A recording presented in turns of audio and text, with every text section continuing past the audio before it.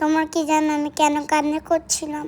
আচ্ছা, কেন কান্না করছিলাম সেটা একটু পরে বলছি। আজকে আমি শুট করতে বেরিয়েছি, দেখো আমার কি কত সুন্দর লাগছে। আমি কি সুন্দর ইয়েলো কালারের একটা শাড়ি পরেছি, কিন্তু এমন বৃষ্টি আমি ভালো মতন শুটই করতে পারছিলাম না। এই দেখো পানি দেখলে যে আমার কি যে মজা লাগে আর লাফাতে মন চায় সারাদিন, কিন্তু আমার এই পানিতে নামলে আমার আম্মু তো আমাকে ধরে মাইর দিবে। তাই ভদ্র মেয়ের মতন সামনে হেঁটে চলে গেলাম।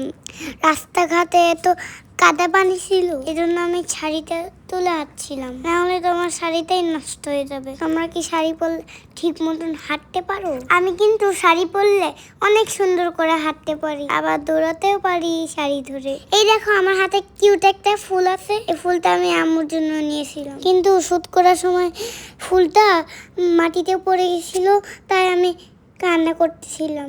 আমার একটু কষ্ট লাগলে আমি শুধু একটু কান্না করে দিই। এরকম ছোট ছোট ব্লগ দেখতে চাইলে আমার পেজটা ফলো করে দিন। ঠিক আছে, টাটা, বাই বাই।